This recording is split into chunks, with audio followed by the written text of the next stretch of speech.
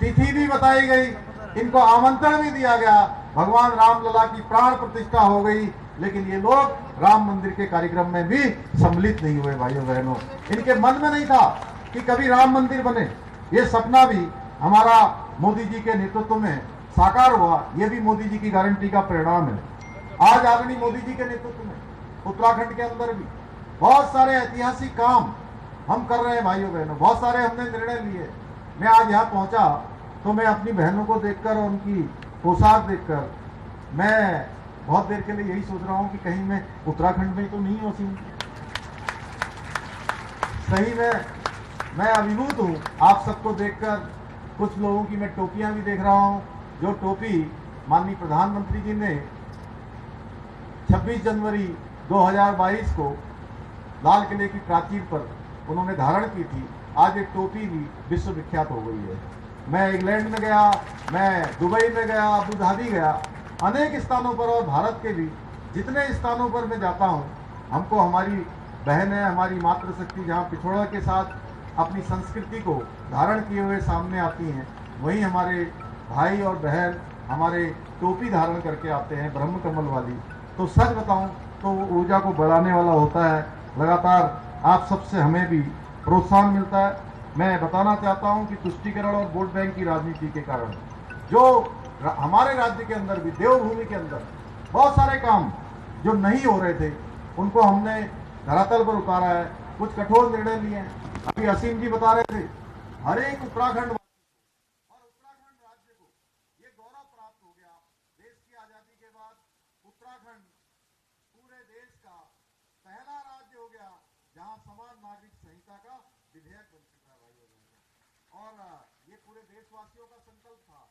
और मुझे खुशी है आप सबको बताते हुए, अंबाला की धरती में यहाँ के लोगों के सामने मैं कह रहा हूँ कि जो समान नागरिक संहिता का विधेयक उत्तराखंड में पारित हो गया, विधेयक बन गया, वो विधेयक उसी तर्ज पर भारत के अब पूरे देश के अंदर भारतीय जनता पार्टी के संकल्प पत्र में उसका संकल्प लिया गया है कि देश के अंदर अब समान नागरिक संहिता की गंगोत्री जो उत्तराखंड से निकली है, पूरे देश के अंदर प्रवाहित होगी।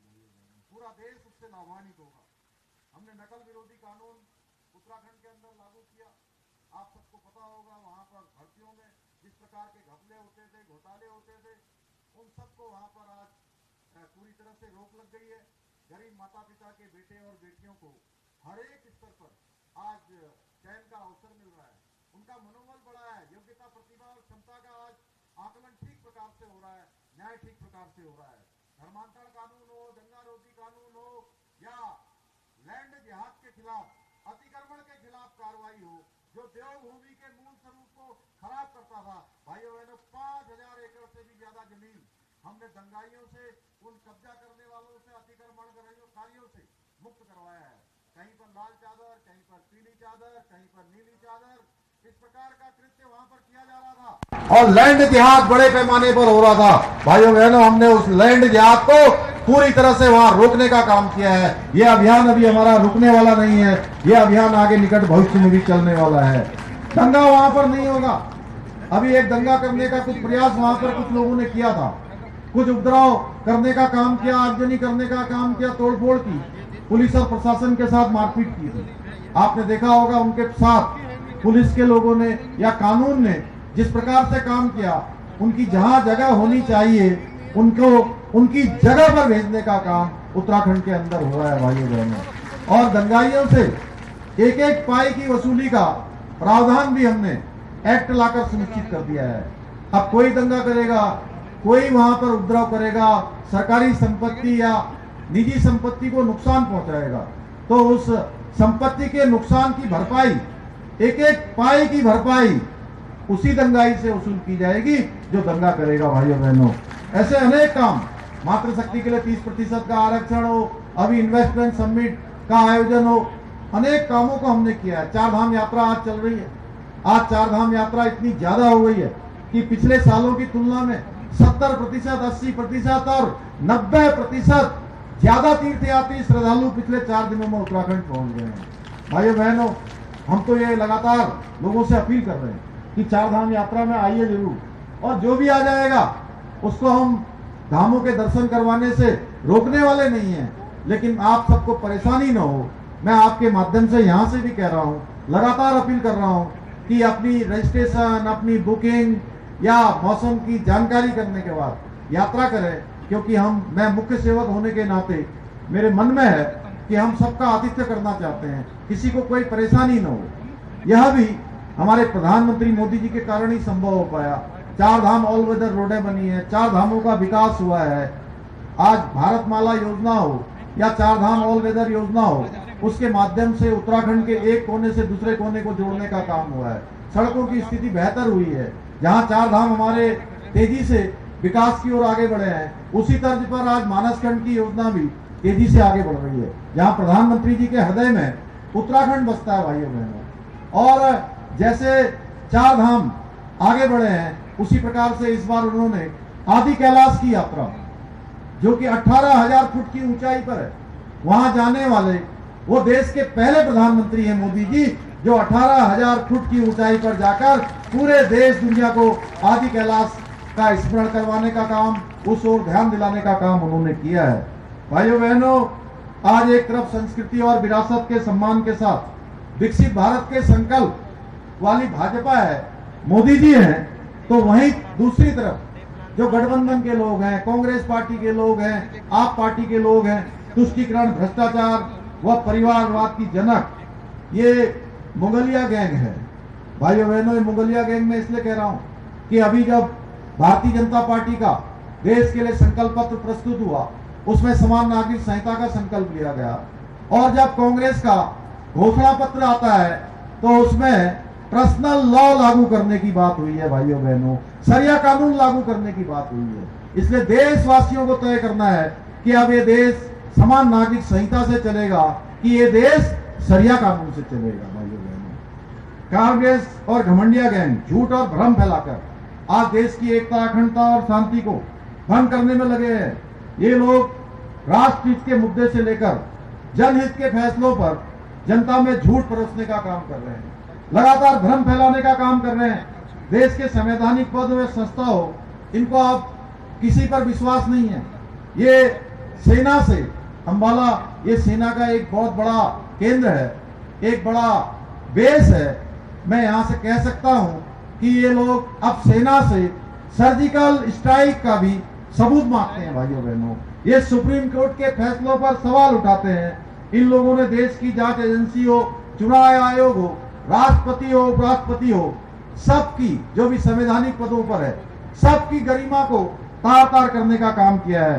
भाइयों बहनों, यहाँ मैं अभी कसीम जी से पूछ रहा था कि किसानों को भी, भोले भाले किसानों को भी भड़काकर अपनी राजनीतिक महत्वाकांक्षाएं पूरी कर रहे हैं, जबकि पूरा देश जानता है किसानों के लिए जो काम मोदी जी के कालखंड में हुआ है, देश की आजादी के बाद किसी कालखंड में इतना काम नहीं हुआ है।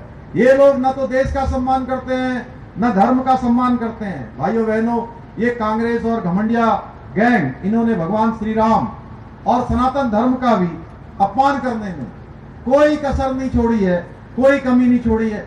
इनके घमंडिया गैंग में जो सहयोगी दल है, वो कभी सनातन धर्म को, जिसको हम सब मानते हैं, हम सब राम भक्त, राष्ट्र भक्त मानते हैं, हम धार्मिक धर्म से चलने वाले लोग हैं, कभी कहते हैं ये वायरल फीवर है, कभी कहते हैं मलेरिया है, कभी कहते हैं डेंगू है। भाइयों बहनों, और भगवान राम को काल्पनिक इनको लगते ही है।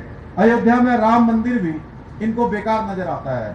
आज भी जब पूरे देश के राम भक्त और राष्ट्र भक्त, हर्ष की लहर है उनमें, 1-1 लाख लोग रोज वहां दर्शन के लिए जा रहे हैं, ये आज भी कोई न कोई मीन मेघ निकालने में कोई कमी नहीं करते। भाइयों बहनों, कोई कंजूसी इस काम में नहीं करते हैं। कांग्रेस का एक और दोगला चरित्र देखिए, सत्ता के लिए इन्होंने एक ठगबंधन बना लिया है। कमाल है कि हरियाणा में ये आप पार्टी के साथ चुनाव के मैदान में है, यहाँ दोनों का गठबंधन है। और वहीं मैं पंजाब से आ रहा हूं, पंजाब में देखिए तो दोनों ही पार्टियां अलग अलग चुनाव लड़ रही हैं, एक दूसरे को वहां गालियां दे रही हैं, और हरियाणा में, दिल्ली में एक दूसरे से गलवहियां कर रही हैं। भाइयों बहनों, ये लोग सिर्फ जनता को ठगने के लिए अलग होने का ढोंग करते हैं। असल में ये सब भ्रष्टाचार, तुष्टीकरण, परिवारवाद, घपले और घोटालों में एक दूसरे के पक्के साझीदार हैं। भाइयों बहनों, ये मुगल प्रेमी घोषणा पत्र जो कांग्रेस का है, इसमें मुस्लिम लीग की छाप नजर आती है। कई बार हमारे पत्रकार मित्र पूछते हैं कि आप लोग धार्मिक उस पर मुद्दों पर आ गए हैं, तो हम कहते हैं भाइयों बहनों, हम धार्मिक मुद्दे पर तो थे ही, हम तो धर्म की राह पर चल ही रहे थे। लेकिन जो कांग्रेस कर रही है वो देश की जनता को बताया भी जाना चाहिए कि ये तुष्टीकरण का खेल आज भी खेलने से पीछे नहीं हट रहे हैं, उसको लगातार आगे बढ़ाने का काम कर रहे हैं। ये लोग SC ST और OBC भाई बहनों का हक छीनकर अपने एक समुदाय को देने के वाले हैं। कर्नाटका में इन लोगों ने ये काम पहले ही कर दिया है, अब ये लोग इस मॉडल को पूरे देश में लागू करने वाले हैं। घमंडिया गैंग के नेता आज मुस्लिम समुदाय को आरक्षण देने का खुलकर ऐलान कर रहे हैं। एक प्रधानमंत्री उम्मीदवार जो घमंडिया गैंग के लालू प्रसाद यादव, वो खुलकर क्या चाहिए, जो देश को आगे बढ़ाने वाली सरकार है, देश का मान सम्मान और स्वाभिमान बढ़ाने वाली सरकार चाहिए, या फिर 5 साल में 5 से 10 प्रधानमंत्री बनाने वाली सरकार चाहिए। भाइयों बहनों, देश के अंदर समान नागरिक संहिता, जो सबके लिए एक समान कानून चाहिए, या सरिया कानून चाहिए। अगर आपको देश के अंदर मजबूत सरकार चाहिए, देश को आगे बढ़ाने वाली सरकार चाहिए, दुनिया में भारत अपना नेतृत्व करे, पूरी दुनिया का सिरमौर भारत बने, ऐसा नेतृत्व करने वाली सरकार चाहिए, तो आप जोर से बोलिए एक बार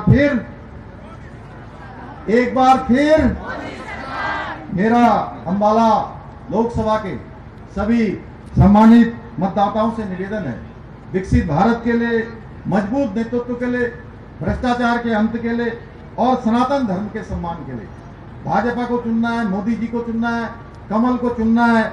मैं आप सभी से अपील करने के लिए आया हूं कि 25 मई को अंबाला लोकसभा की प्रत्याशी श्रीमती बंतो कटारिया जी के पक्ष में मतदान कर उनको भारी मतों से विजयी बनाएं। हाँ, उस दिन ये जरूर होगा कि आपका किसी कांग्रेस पार्टी आप पार्टी से मुकाबला नहीं होने वाला है। जैसा आसिम जी अभी बता रहे थे कि इस विधानसभा से इन्होंने 70,000 का लक्ष्य लिया है। आपका मुकाबला मौसम से होने वाला है, तापमान से होने वाला है, गर्मी से होने वाला है। इसलिए आपको गर्मी कितनी भी पड़े, कितना भी तापमान ज्यादा हो, कितनी भी धूप ज्यादा हो, लेकिन आपने अपने घर से निकलना है और लोगों को निकालना है। निकालेंगे ना, सबको निकालेंगे ना? सब लोग प्रातःकाल 10 बजे तक मतदान करेंगे।